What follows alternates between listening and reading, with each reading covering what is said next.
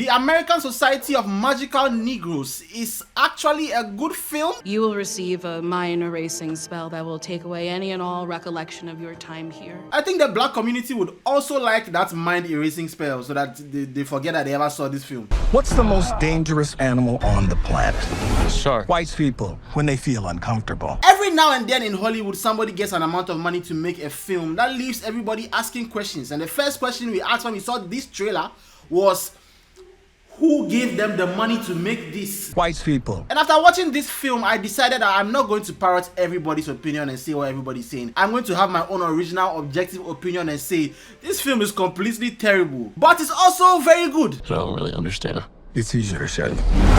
And so I'm going to try and do the impossible to defend the movie, but also show why it is very bad. So here it is. This film is very good if you don't watch it. I'm just joking. That's just a joke. What I wanted to say was this film is very good if you are blind. I'm still joking. I'm just joking. That's not the real reason. Alright, no jokes. The American Society of Magical Negroes is good if you are not African American and you don't have any dog in the fight. You don't relate to the culture in any deep way. And if your expectations were very high when you heard of the film and thought you were going to see a black Harry Potter film. I know you can feel their discomfort, Aaron.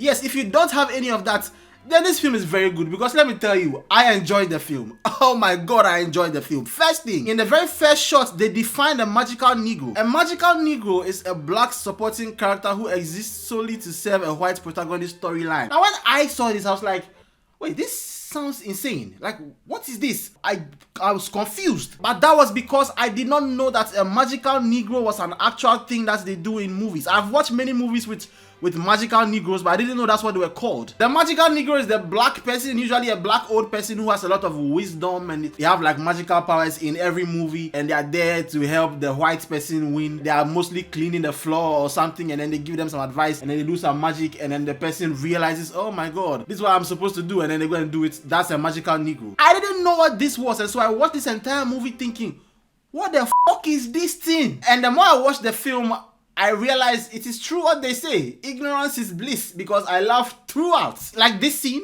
So when Mrs. Bossman look at you tonight, know that she's looking at the greatest man in Kennebec County.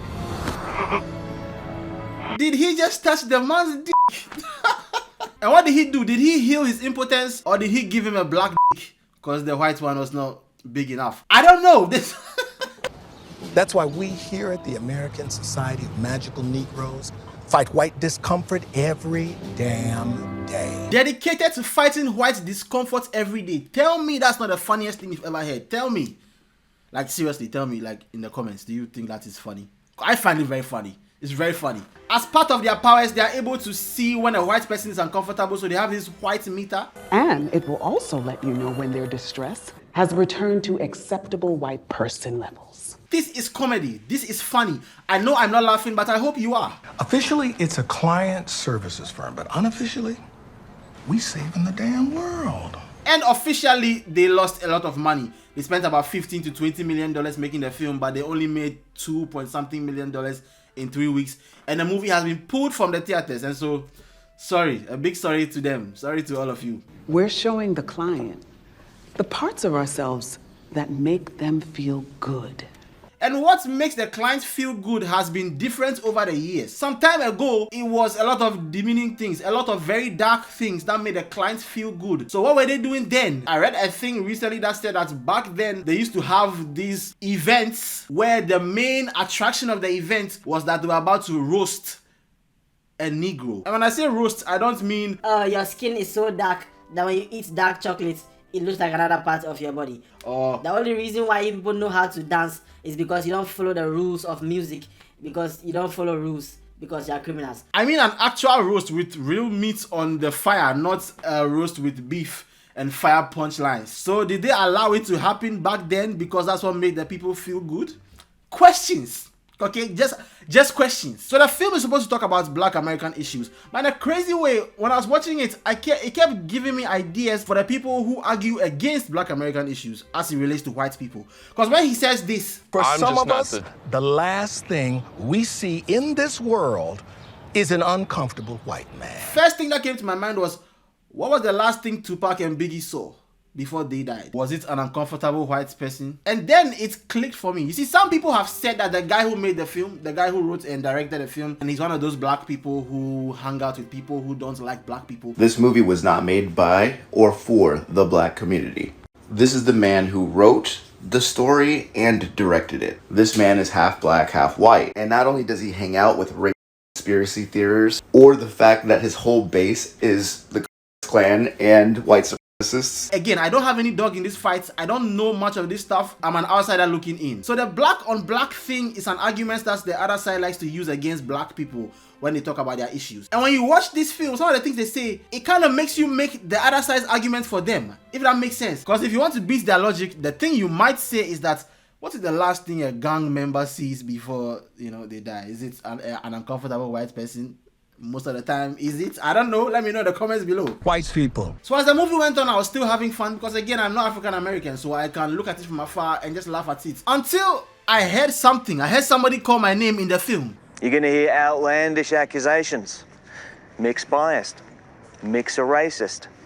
Mick hates the entire nation of Ghana. Huh? If you know what is good for you, you will leave us out of this. We don't like this. We don't want to be part of any of this. Don't bring us into this, please. We are peaceful people over here in our country. Don't even try it, huh? And that was not the only time. Ghana was an essential part of the plot because the main character's first client works at this social media company called Meatbox. And the company had an issue because they developed facial recognition technology that could not recognize black faces. Critics say a lack of diversity on the engineering team may have contributed to the issue. And excluded the entire nation of Ghana from logging on for several days. And they had our very own finest Ghana boy, Chris Atto, in the film. It was quite racist.